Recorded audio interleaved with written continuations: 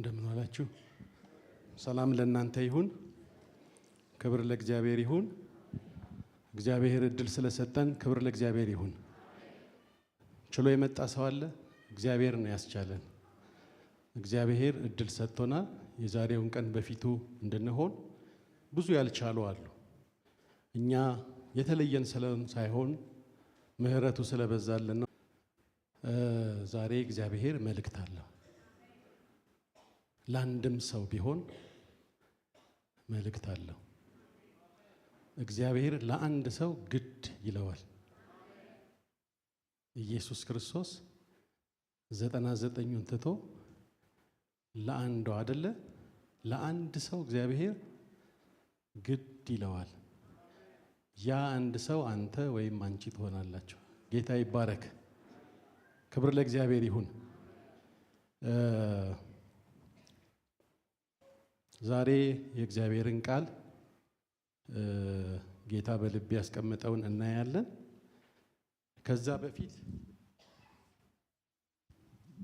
ከዛ በፊት ወደ መልእክቴ ከመግባቴ በፊት አንድ ጥያቄ አቀርብና እሱን እያሰላሰልን እንጸልያለን። በመልእክት ውስጥ ደግሞ ጥያቄው ምላሽ ያገኛል። ጥያቄው የት መኖር ትፈልጋላችሁ?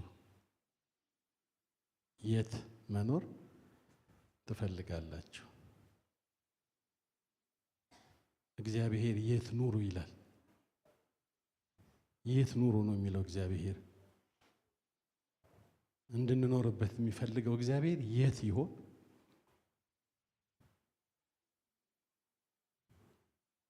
መልሱ እግዚአብሔር ቃል ውስጥ አለ። የት መኖር እንዳለብን ወደ መልእክታችን እንሄዳለን። ዘፍጥረት ምዕራፍ 28ን አነባለሁ። ዘፍጥረት ምዕራፍ 28 ቁጥር 10። ዘፍጥረት ምዕራፍ 28 ቁጥር 10።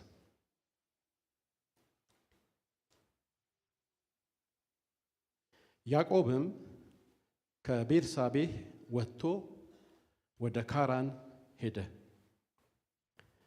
ወደ አንድ ስፍራም ደረሰ። ፀሐይም ጠልቃ ነበርና ከዚያ አደረ። በዚያም ስፍራ ድንጋይ አነሳ፣ ከራሱም በታች ተንተርሶ በዚያ ስፍራ ተኛ። ሕልምም አለመ። እነሆም መሰላል በምድር ላይ ተተክሎ ራሱም ወደ ሰማይ ደርሶ፣ እነሆም የእግዚአብሔር መላእክት ይወጡበት ይወርዱበት ነበር። እነሆም እግዚአብሔር በላይ ቆሞበት ነበር። እንዲህም አለ፣ የአባትህ የአብርሃም አምላክ የይስሐቅም አምላክ እኔ እግዚአብሔር ነኝ።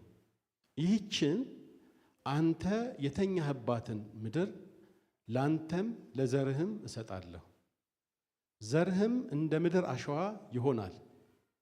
እስከ ምዕራብና እስከ ምስራቅ፣ እስከ ሰሜንና እስከ ደቡብ ትስፋፋለህ። የምድርም አሕዛብ ሁሉ በአንተ በዘርህ ይባረካሉ።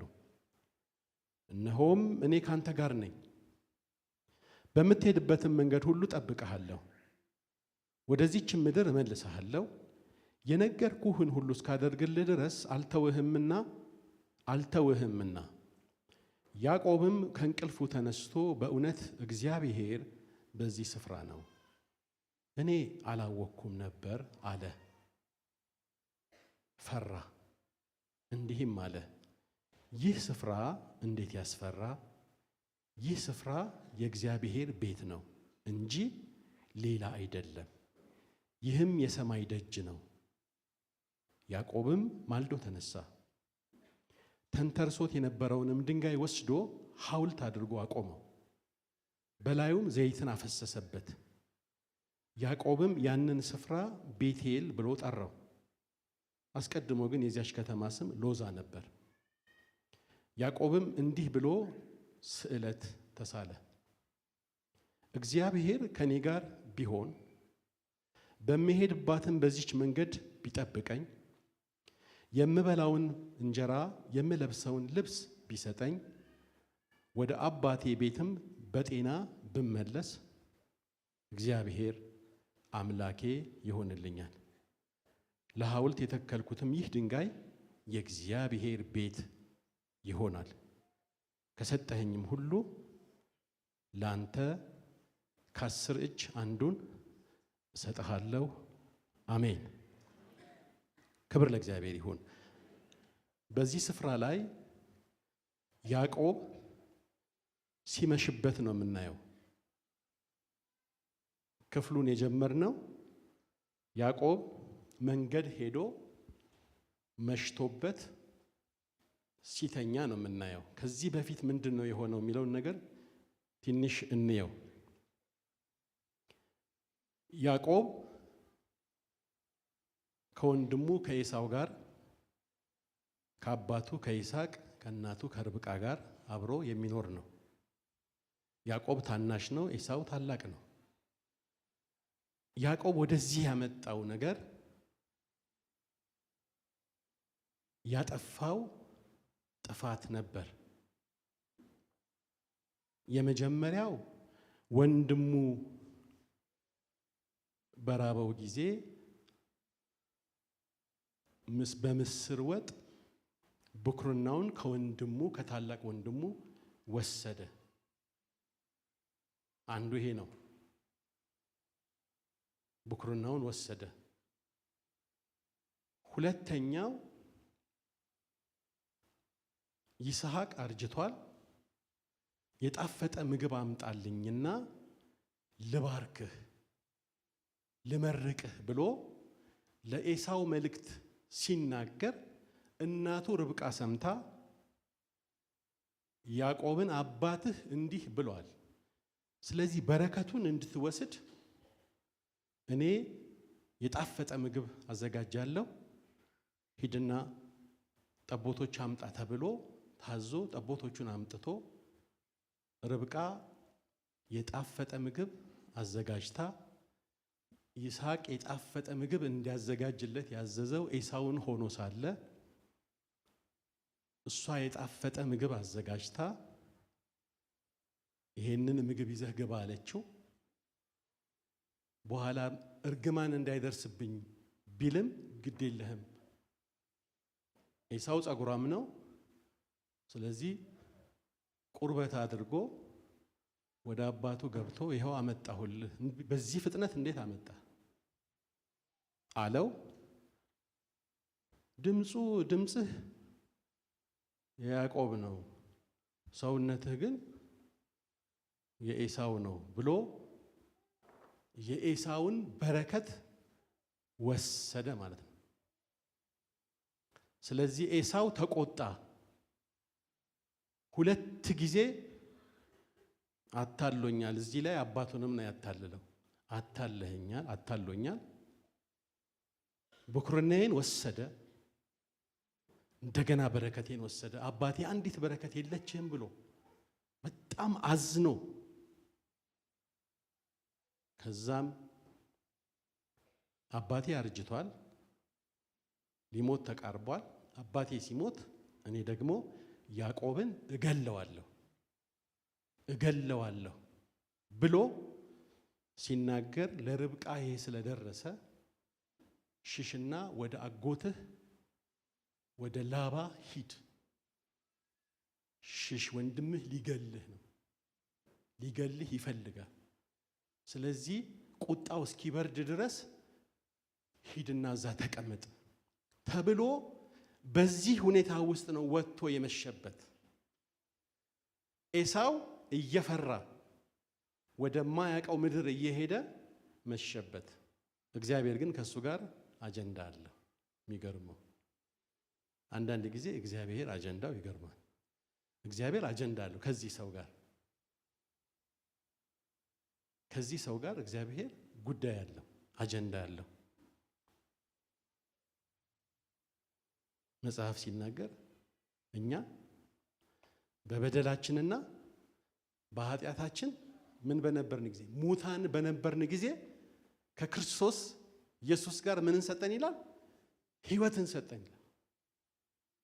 የእግዚአብሔር ፍቅር በሰውኛ ይሄንን ሰው ወንጀለኛ ነው። እግዚአብሔር ደግሞ የዘላለም አጀንዳ በሱ ላይ አለው። የአብርሃም የይስሐቅ ኪዳን የሚፈጸምበት ነው። ይሄ ያዕቆብ እሱ የሚመላለስበትና እግዚአብሔር የሚያየው እሱ የሚወጣበት የሚገባበትና የሚያደርገው ድርጊትና የእግዚአብሔር አጀንዳ ባለምህረት ስለሆነ የምህረት አምላክ ስለሆነ እግዚአብሔር በዚህ ውስጥ ሆኖ መሸበት የማይመሽበት እግዚአብሔር ደግሞ መጣ። ክብር ለእግዚአብሔር ይሁን። ያዕቆብ ሲመሽበት እግዚአብሔር አይመሽበትም። ያዕቆብ መሸበት ፍርሃት ውስጥ ነው ያለው። ስጋት ውስጥ ነው ያለው። ስጋቱ እኮ ቆይቶም ልጆችንም ታውቃላችሁ ታሪኩን። ቆይቶም ልጆችንም ወልዶ ኤሳው ይገለኛል ብሎ ስለሚያስብ ስጦታ ሁሉ አዘጋጅቶ ብዙ ነገር ነው ያደረገው። ፍርሃት ውስጥ ነው የነበረው። ስጋት ውስጥ ነው የነበረው። ነገር ግን እግዚአብሔር በተኛበት ስፍራ መጣ።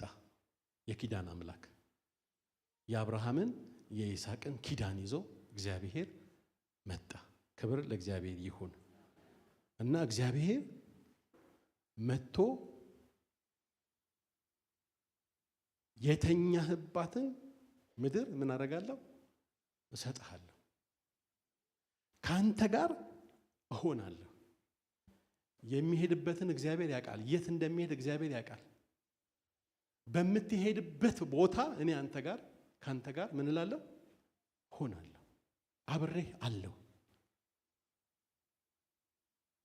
ብሎ ኪዳን ገብቶለት እሱም የተኛበትን ሐውልት አድርጎ ዘይት አፍስሶ ቤተል ብሎ ሄደ።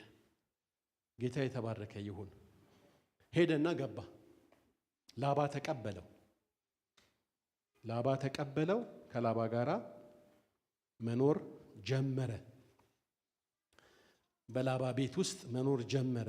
እያገለገለ መኖር ጀመረ። ከጊዜ በኋላ በፍቅር የተቀበለው ላባ፣ በደስታ የተቀበለው ላባ መቀያየር ጀመረ፣ መለዋወጥ ጀመረ። ምዕራፍ 31 ላይ ቁጥር 2 ላይ እንዲህ ይላል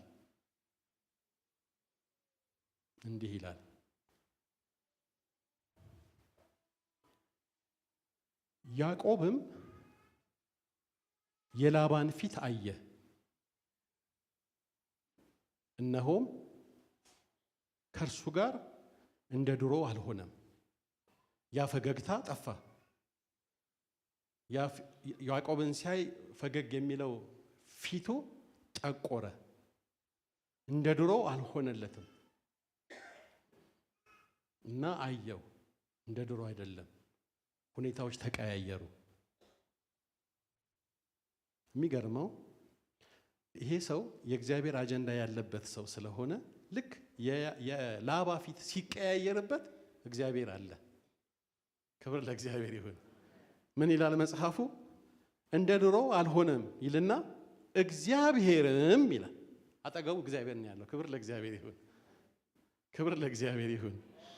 እግዚአብሔርም ያዕቆብን ወደ አባትህ ምድር ወደ ዘመዶችህም ተመለስ፣ ካንተም ጋር እሆናለሁ አለው።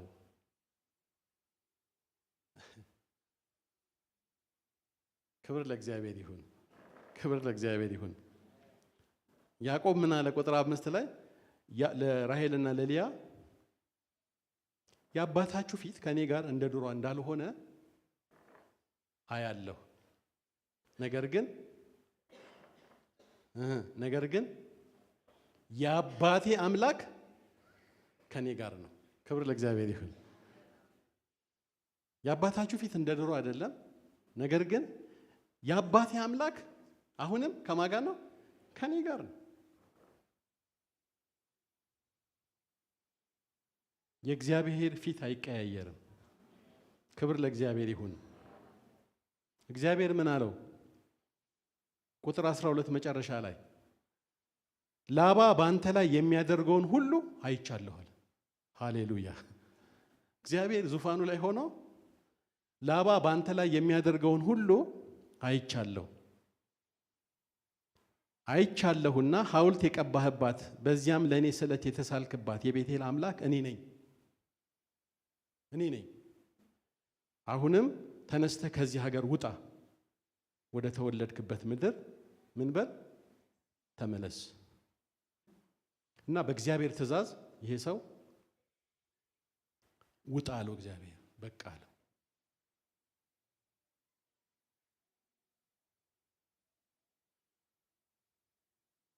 እና መውጣት ጀመረ። ብዙ ከሄደ በኋላ በሶስተኛው ቀን ላባ የያዕቆብ መኮብለል ተነገረው። ከወንድሞቹም ጋር ሆኖ የ7 ቀን መንገድ ያህል ተከተለው። ስንት ወንድሞች እንደሆኑ ባይናገርም ግን ወንድሞቹ ነው የሚለው፣ ከአንድ በላይ ናቸው። ተከተለው። በገለአድ ተራራም ላይ ደረሰበት። እግዚአብሔርም ወደ ሶርያው ሰው ወደ ላባ በሌሊት በሕልም መጥቶ ሃሌሉያ ያዕቆብን በክፉ ነገር እንዳትናገረው ተጠንቀቅ አለው። ክብር ለእግዚአብሔር ይሁን። ተነካውና ዋ ተብሎ ተዘምሯል። ክብር ለእግዚአብሔር ይሁን። ተጠንቀቅ፣ እንዳትነካው። በዓይኖቼ ፊት ነው ያለው፣ አያለሁ። የምታደርግበትንም ምን እላለሁ አያለሁ። ላባ የሚያደርገውን ያዕቆብ አያይም፣ አንዳንዱን እግዚአብሔር ያያል። ሃሌሉያ። ኪዳን ስላለበት ወገኖች፣ ከሱ ከያዕቆብ ብርታት አይደለም፣ ከያዕቆብ ጥሩ ሰው የመሆን ጉዳይ ጋር የሚያያዝ ነው እንዴ? አይደለም። ጌታ ምሕረት ያደረገልን እኛ ጥሩ ሰዎች ሆነን ስለተገኘን ነው እንዴ? ነው አይደለም።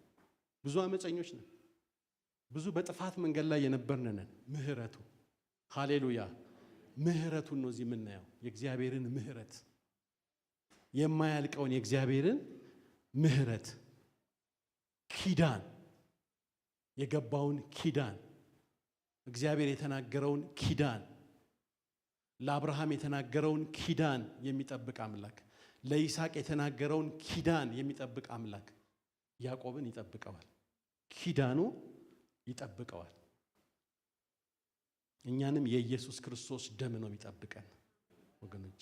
ከኛ ብርታት፣ ከኛ ችሎታ፣ ከኛ አቅም፣ ከኛ ትጋት፣ ብቃት የሆነ አንዲትም ነገር የለም። ምሕረቱ ክብር ለእግዚአብሔር ይሁን።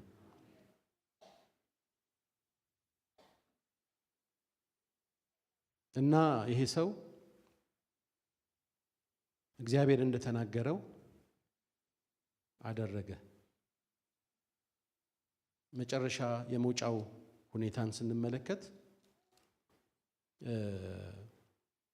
ብዙ ነገር ከሆነ በኋላ ወደ ዋናው ወደ ጠየኩት ጥያቄ ለመምጣት ነው። ምዕራፍ 34 ላይ ወስኖ እንዲወጣ ያደረገ ነገር ተከሰተ። ይሄ ምንድን ነው? ሊያ የያዕቆብ ልጅ የሊያ ልጅ ዲና ልጆችን ሴቶች ልጆችን ለማየት የሀገሩን ሴቶች ልጆች ለማየት ወጣች። በዛም የኤሞር ልጅ ሴኬም አያት፣ ወሰዳት እና አስነወራት ማለት ነው። የንጉሥ ልጅ ነው። ይሄ በእስራኤል በጣም ወንጀል ነው እና ይሄ ሆነ።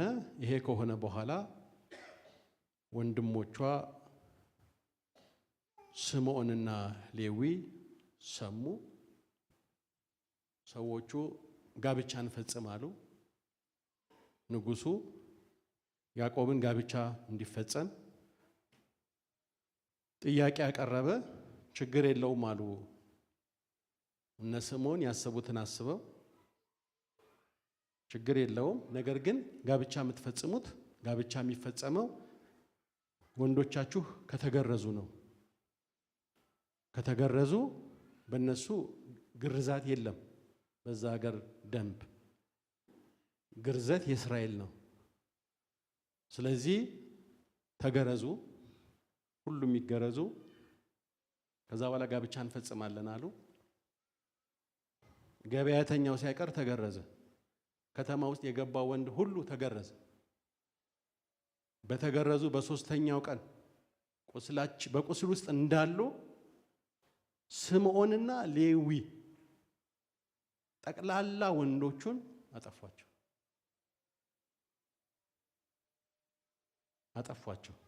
ቁጣቸው በጣም የከፋ ነበር፣ ኃይለኛ ነበር እና ይሄ ዜና ለያዕቆብ ደረሰው። እንዲህ አለ። ቁጥር 34 ቁጥር 30 ላይ በዚህች ሀገር በሚኖሩ በከነዓናውያንና በፌርዛውያን ሰዎች የተጠላው ታደርጉኝ ዘንድ እኔን አስጨነቃችሁኝ። እኔ በቁጥር ጥቂት ነኝ፣ እነርሱ በእኔ ላይ ይሰበሰቡና ይመቱኛል፣ እኔም ከወገኔ ጋር እጠፋለሁ። እነርሱም በጋለሞታ እንደሚደረግ በእህታችን ያድርግባትን አሉ። ያዕቆብ ምን አለ? እኔ በቁጥር ጥቂት ነኝ፣ እነርሱ በእኔ ላይ ይሰበሰቡና ይመቱኛል፣ እኔም ከወገኔ ጋር እጠፋለሁ። ያዕቆብ የሚባል ትውልድ ይጠፋል ብሎ ተናገረ። የእግዚአብሔር አጀንዳ ትልቅ ኔሽን ነው የሚሆነው። ያዕቆብ ከራሱ ግለሰብ ብቻ አይደለም፣ እሱ ሀገር ነው። የእግዚአብሔር አጀንዳ ይሄ ነው። እሱ ግን እግዚአብሔር እየተከታተለውም ጭምር እኔ እጠፋለሁ። የራስ ጉዳይ የማይል አምላክ፣ ክብር ለእግዚአብሔር ይሁን። የስንፍና ንግግር በተናገርን ቁጥር እግዚአብሔር የራስ ጉዳይ ቢለን እዚህ የሚቀመጥ አንድ ሰው ይገኛል? አንገኝም። እሱ የሚናገረውን እያለፈ እግዚአብሔር ይሰራል። የእሱን ስንፍና እያለፈ እግዚአብሔር ይሰራል። የእሱን ንግግር እያለፈ እግዚአብሔር ምን ያደርጋል? አጀንዳውን፣ የዘላለም አጀንዳውን፣ የዘላለም ኪዳኑን ይፈጽማል። እና ያዕቆብ ጭንቅ ውስጥ ገብቷል፣ ፍርሃት ውስጥ ገብቷል፣ የህልውና ጥያቄ ውስጥ ገብቷል። ልጠፋ ነው የሚል ጥያቄ አለ። በዚህ ሰዓት ማን ነው መምጣት ያለበት? እግዚአብሔር ነው። አሁንም ክብር ለእግዚአብሔር ይሁን። እግዚአብሔር አጠገቡ የማይጠፋ አምላክ፣ ክብር ለእግዚአብሔር ይሁን። ክብር ለእግዚአብሔር ይሁን። ልክ በዚህ ሰዓት ልጠፋ ነው፣ እኔ ትንሽ ነኝ፣ እኔ ጥቂት ነኝ፣ እነሱ ይመጣሉ ያጠፉኛል፣ እጠፋለሁ፣ ከነ ቤተሰቤ ከነ ወገኔ መጥፋቴ ነው ሲል እግዚአብሔር ከተፍ አለ። ሃሌሉያ። ልክ በዚህ ሰዓት እግዚአብሔርም ያዕቆብን አለው፣ አሁንም ተነስተህ ወደ ቤቴል ምን በል ውጣ። ቀጥሎ ምንድን ነው የሚለው? በዚያም ምን በል አንድ ላይ በዚያም ኑር። የት? ቤተል። የት ኑር? ቤተል። የት ነው የሚኖረው? ቤተል። ማን ባለበት?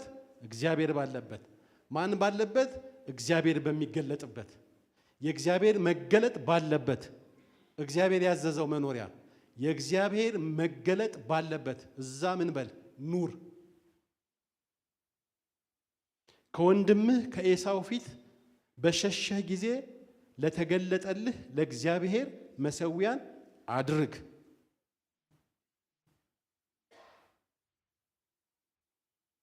ክብር ለእግዚአብሔር ይሁን።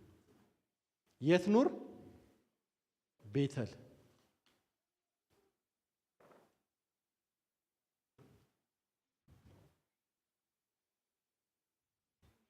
ቤተል ዝም ብሎ ግን አይኖርም። ጥያቄው እሱ ነው። ቤተል ኑር ተብሏል። ቤተል እንዴት ይኖራል? ቤተል እንዴት ይገባል? ቤተል እንዴት ይኬዳል? የቤቴል ዲሲፕሊን ምንድን ነው? የቤቴል ኑሮ ዘይቤው ምንድን ነው? ዋናው ነገር እሱ ነው። እስካሁን ድረስ ያዕቆብ ሲኖር ሚስቶቹ ምን አላቸው? አማልክት አላቸው፣ ጣዖት አላቸው፣ አሸንክታብ አላቸው፣ ማዕት ኮተት አላቸው። እዛ ነው ያለው ያዕቆብ፣ እዛ ነው ያለው። እሱ ይሄ የለውም። እግዚአብሔር የሚከተለው ሰው ነው። ዙሪያው ግን ጣዖት ነው። ዙሪያው ግን አስጨናቂ ነው። ዙሪያው ግን አስቸጋሪ ነው። ራሔል ጋር ሲሄድ አለ፣ ሊያ ጋር ሲሄድ አለ፣ መኝታ ቤት ውስጥ አለ፣ ሲወጣ አለ፣ የአባትየው አለ። ኮተቱ ብዙ ነው። እዛ ነው ያለው ይሄ ሰው። እዛ ውስጥ ሆኖ ነው እግዚአብሔር የሚከታተለው እንጂ ተለይቶ ወጥቶ በእግዚአብሔር ተራራ ላይ ሆኖ አለ። እግዚአብሔር እዛው ውስጥ ሆኖ በዚህ በአስቸጋሪ ሁኔታ ውስጥ ሆኖ እየተከተለ እግዚአብሔር ወደ መስመር ወደ አየለት ቦታ ወደ ተናገረለት ቦታ ለአብርሃም ወደ ተናገረው ለይስሐቅ ወደ ተናገረው በኪዳን በተናገረው ቦታ ላይ ያዕቆብን ሊያመጣው ይከታተለዋል። ያዕቆብ ግን ያለበት ሁኔታ ይሄ ነው። አሁን ግን ውሳኔ ይፈልጋል። ቁርጥ ውሳኔ ይፈልጋል። የት ለመኖር? ቤተል ለመኖር ወደ ቤተል ለመሻገር ውሳኔ ይፈልጋል። እግዚአብሔር ያዕቆብን ይፈልገዋል። ጣዖቶች መሻገር አይችሉም። ክብር ለእግዚአብሔር ይሁን። ስለዚህ ምን አለ? እንዲህ አለ፣ ያዕቆብም ለቤተሰብ እዚህ የተናገረው እግዚአብሔር ለሱ ነው። ለተገለጠልህ ለእግዚአብሔር መሰዊያን አድርግ አለው እግዚአብሔር ሲለው፣ እሱ ደግሞ ምን አለ? ለቤተሰቡ ከእርሱ ጋር ላሉት እንዲህ አለ፣ እንግዶቹን አማልክት ከመካከላችሁ አስወግዱ። በአዲሱ ትርጉም ምን ይላል? በእናንተ ዘንድ ያሉትን ባዕዳን አማልክት ይላል። የእናንተ ነው ይላል። ልክ ኢያሱ እንዳለው እኔና የምታመልኩትን ዛሬ ምረጡ፣ እኔና ቤቴ ግን እግዚአብሔርን እናመልካለን እንዳለው በእናንተ ዘንድ ያሉትን አማልክት አስወግዱ፣ ንጹሐን ሁኑ፣ ልብሳችሁን ለውጡ፣ ተነስተንም ወደ ቤተል ምን እንበል? እንውጣ። በዚያም በመከራዬ ጊዜ ለሰማኝ በሄድኩበትም መንገድ ከኔ ጋር ለነበረው ለእግዚአብሔር መሰዊያን አደርጋለሁ።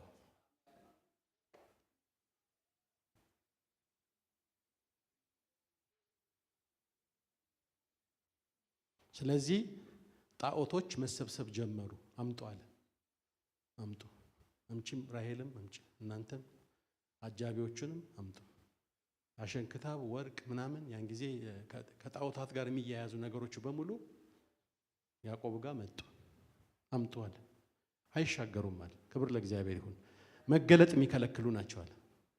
በቤተል መኖር የሌለባቸው ነገሮች ናቸዋል። በቤተል መኖር ያለበት እግዚአብሔርና እግዚአብሔር ብቻ ነው። ክብር ለእግዚአብሔር ይሁን። የሚመለከው ማን ነው? እግዚአብሔር ብቻ ነው። አምጡ አለ።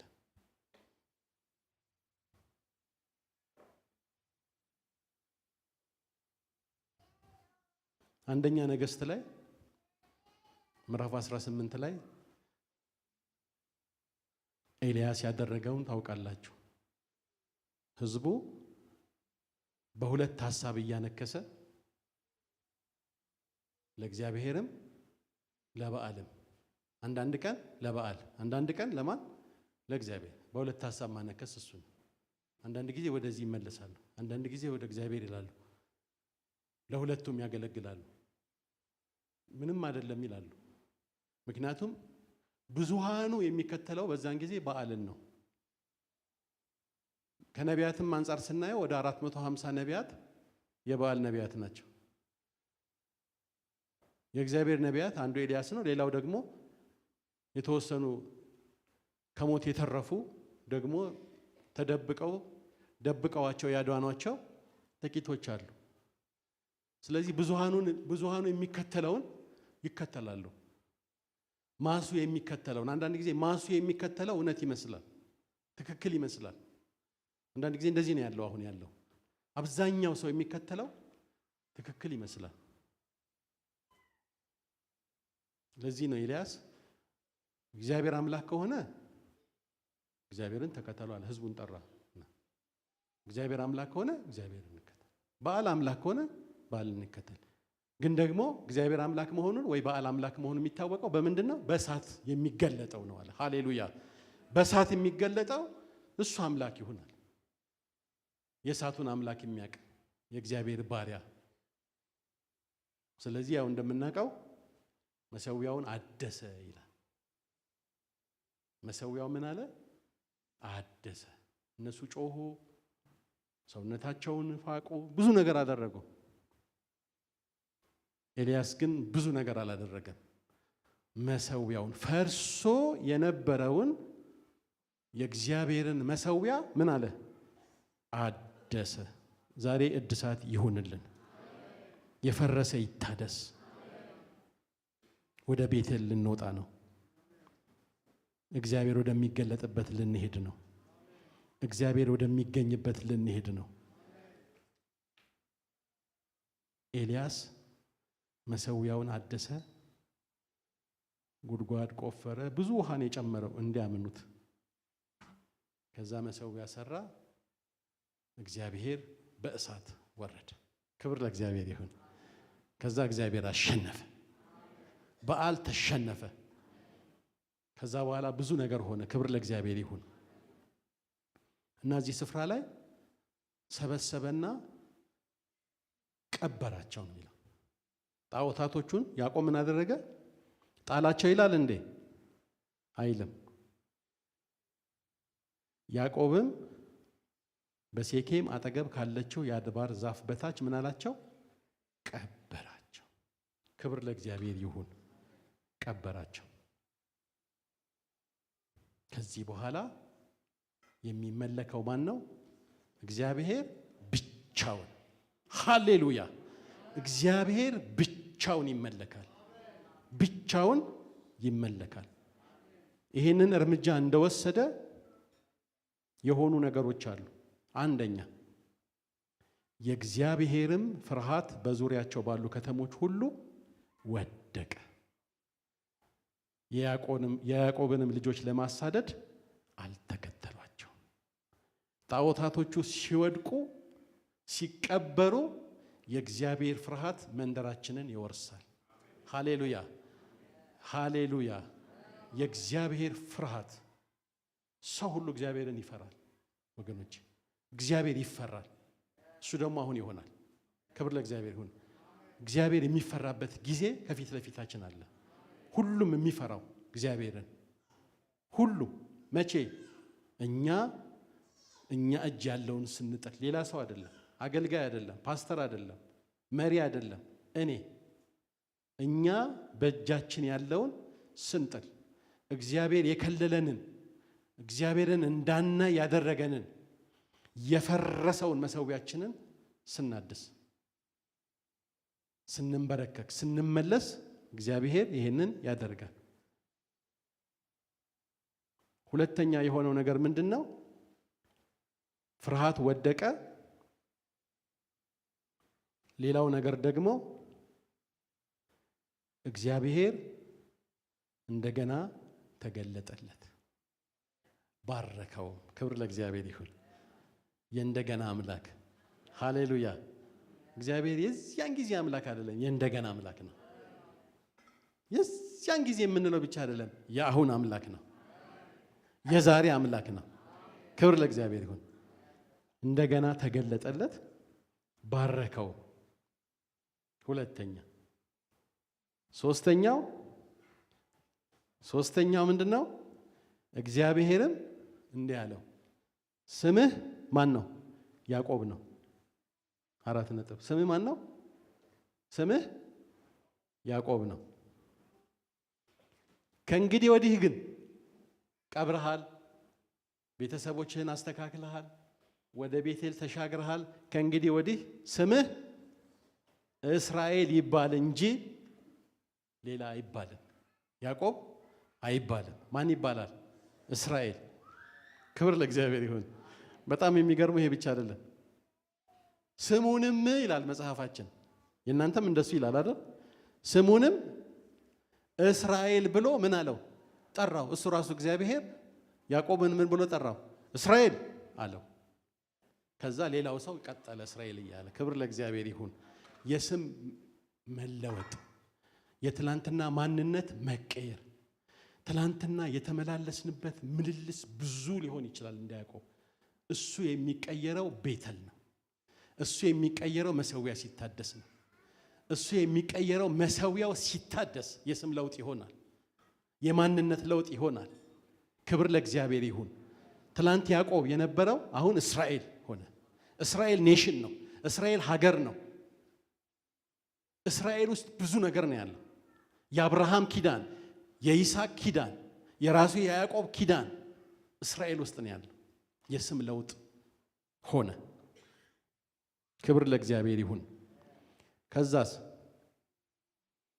ሁሉን ቻይ አምላክ እኔ ነኝ፣ ብዛ ተባዛ፣ ሕዝብና የአሕዛብ ማህበር ካንተ ይሆናል፣ ነገስታትም ከጉልበትህ ምን ይላሉ?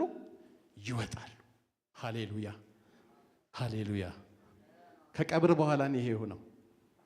ከቀብሩ በኋላ የሆኑ ነገሮች ናቸው፣ የሆኑ በረከቶች ናቸው። ከዚህ በኋላ ከጉልበትህ ነገስታት ይወጣሉ።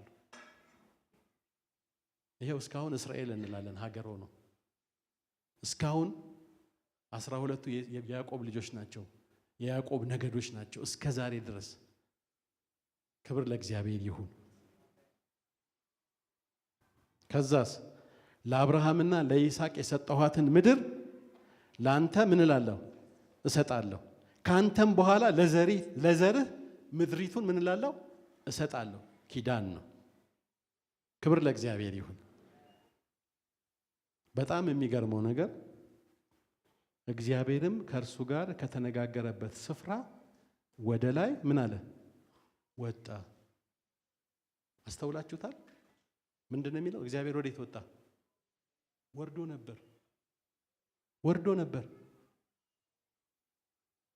እግዚአብሔር ሲጨርስ ነግሮት ሲጨርስ ወደ ላይ ወጣ። ለካ አጠገቡ ነበር። ወርዶ ነበር የሚነግረው። አጠገቡ ሆኖ ነበር የሚነግረው። ክብር ለእግዚአብሔር ይሁን። ሲጨርስ ወደ ላይ ወጣ። ጉዳዩ ሲሪየስ ነው። ሲሪየስ ነው። እግዚአብሔር የወረደበት ሲሪየስ ነው። ታውቃላችሁ ደህንነታችን ሲሪየስ እንደሆነ፣ ኢየሱስ ክርስቶስን ወደዚህ ምድር ያመጣው ጉዳይ ሲሪየስ እንደሆነ ታውቃላችሁ። ደህንነታችን በጣም ሲሪየስ እንደሆነ፣ በጣም ሲሪየስ ነው ደህንነታችን። እኛ የዳንበት መዳን በጣም እግዚአብሔርን ከዙፋን ያወረደ ነው። የሰውን ስጋ ያስለበሰ ነው የኛ ደህንነት። ክብር ለእግዚአብሔር ይሁን። እግዚአብሔር ይህንን ከጨረሰ በኋላ ወደ ላይ ወጣ። ጌታ የተባረከ ይሁን። ጌታ የተባረከ ይሁን። ወገኖች የት መኖር ትፈልጋላችሁ? አሁን የት ነው መኖር የምንፈልገው? እግዚአብሔር ባለበት መኖር አይሻለንም? ህልውናው ባለበት እሱ የት ነው? ያ ቦታ የት ነው? ያ ቦታ እዛ መሰዊያው ጋር ነው። መሰዊያችሁ የት ነው? መሰዊያችሁ እንዴት ነው?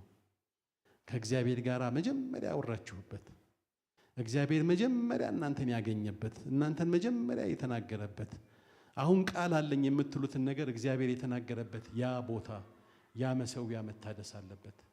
ያ መሰዊያ ዘመም ብሎ ከሆነ ቀና ማለት አለበት። አመድ ለብሶ ከሆነ አመዱ መራገፍ መቻል አለበት። እግዚአብሔር ይፈልገናል። የት ነው የሚፈልጋችሁ?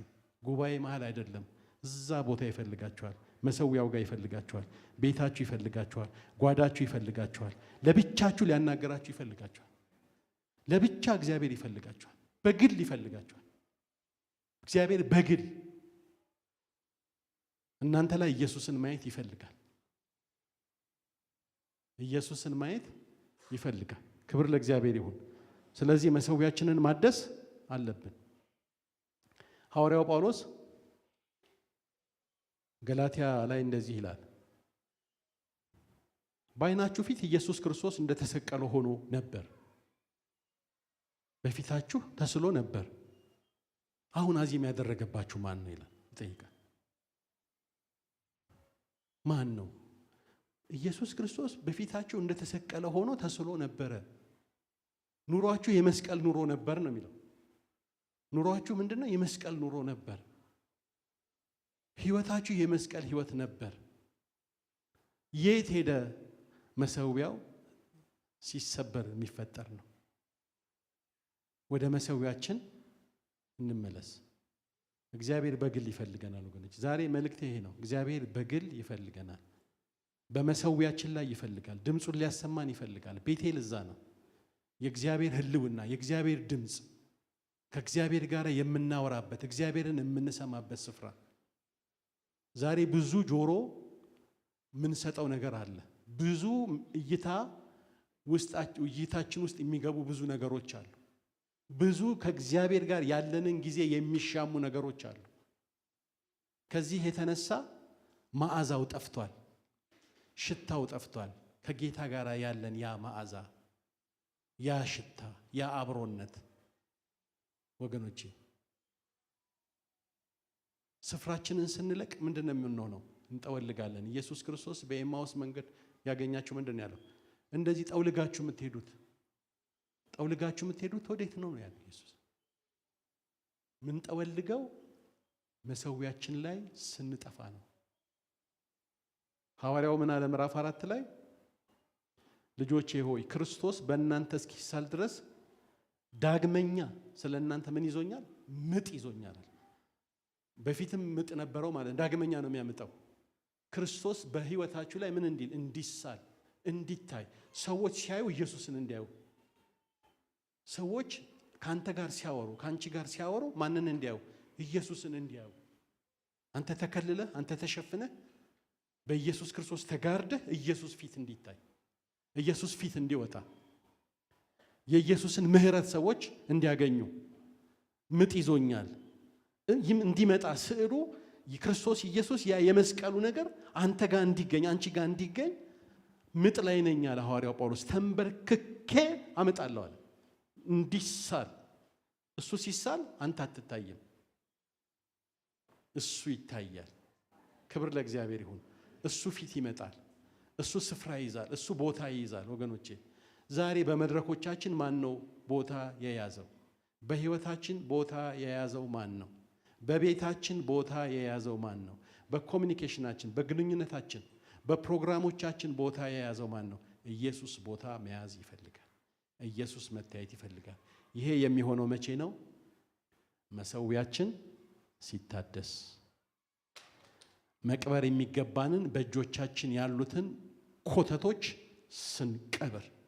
ዛሬ መቃብር ይሆንላቸው። ዛሬ እውነቴን ነው የምላችሁ፣ መቀበር አለባቸው። ከጌታ የለዩን ልምምዶች፣ ከጌታ የለዩን ምልልሶች፣ ከጌታ የለዩን ኖርማል የሆኑ ነገሮች፣ ምንም አይደለም የሚባሉ ነገሮች ዛሬ ምንም ናቸው፣ መቀበር አለባቸው። እጃችን ላይ ያሉ ግን ከጌታ የለዩን ዛሬ ይቀበራሉ። መሰዊያችን ይታደሳል፣ እግዚአብሔር ይከብራል። እንጸልይ።